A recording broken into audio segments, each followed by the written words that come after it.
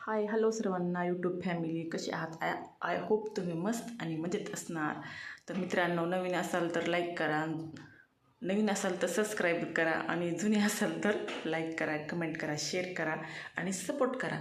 तर आज मी चांगला छान मस्त झणझणीत असं चिकन बनवणार आहे, कारण काल पुरणपोळ्या खाल्ल्या संक्रांतीचे, आज काहीतरी तिखट खायचं आहे. तर मी दाखवते तुम्हाला. हे पहा, काळ्या मसाल्यातलं असं झणझणीत असं चिकन बनवणार. हे पहा, चिकन शिजायला ठेवलं आहे, चिकन शिजत आहे. तर ह्यात मी धुतल्यानंतर आणि आता शिजवायला ठेवलं आहे. तर ह्याच्यात मी कांदा टाकला आहे. तर आम्ही कसं कांदा टाकतो, एक कांदा, 1 चमचा हळद, मीठ, त्याला चांगलं आता शिजून असं घ्यायचं लास्टपर्यंत. पहा माझा ब्लॉग. कोथिंबीर वगैरे टाकत नाहीत आम्ही, कसं कोथिंबीर वगैरे जास्त वास होतो त्याने, म्हणून कांदा टाकतो. आणि अद्रक लसूण पेस्टही आम्ही फोडणी टाकतानाच टाकतो. तर माझी तब्येत खूप बिघडली होती काल. मेकअप एवढा काय जास्त करत नाही मी, नॉर्मलच असते.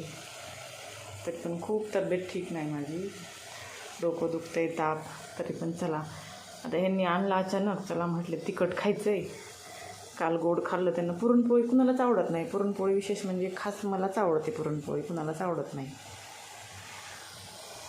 तर काल एवढं सगळं पूर्ण घरातली जिम्मेदारी माझ्यावरच आहे मित्रांनो. सगळं मलाच करावं लागते, माहिती आहे का, घरातले सर्व कामं. तर काल मला ब्लॉग काढायचा होता. साधी सिंपल 2 साड्या रिसीव झालेल्या होत्या मला मकर संक्रांतीच्या, आणि एक खरीच घेतली होती, मी स्वतःच घेतली होती. तर त्याचा ब्लॉग काढायचा होता मला, काय विसरून गेले मी, कारण खूप दगदग. सकाळचं नाश्ता, भांडे धुणं, सगळं काम आवरायला, आणि परत मग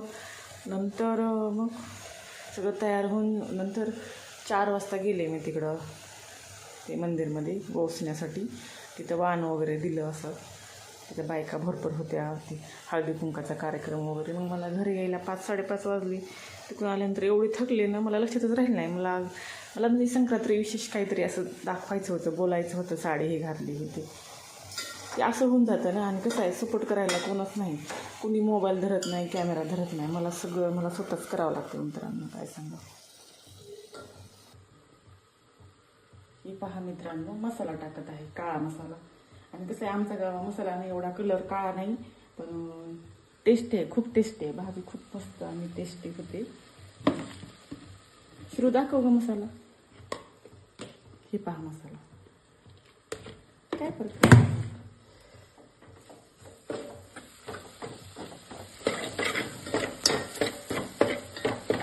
असं भाजीला काळा कलर येत नाही, पण टेस्ट खूप छान लागते.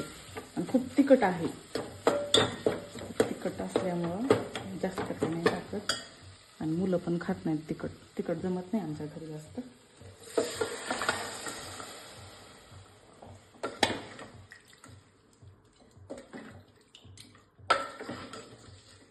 हे पहा मित्रांनो, झाली भाजी फायनली. कोथिंबीर टाकत आहे.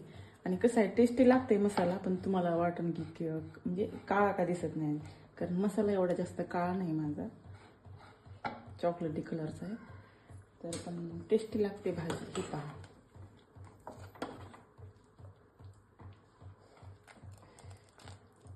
झाली फायनली भाजी. लास्टपर्यंत ब्लॉग पहा माझा, आणि मला कमेंट करून नक्कीच सांगा की भाजी कशी झाली. तर आता पोळ्या करायच्या, पोळ्या झाल्या. आणि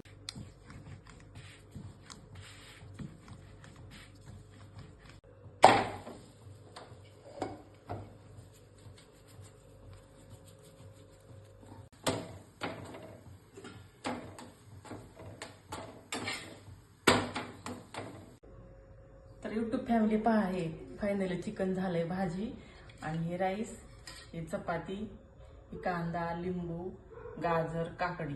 तर या मग जेवायला. आणि माझ्या चॅनलला सबस्क्राईबर करा, सपोर्ट करा, आणि व्हिडिओ पूर्ण नक्की पहा माझा. खूप छान पद्धतीचे असं मी छान आणि टेस्टी भाजी केली. Okay, bye.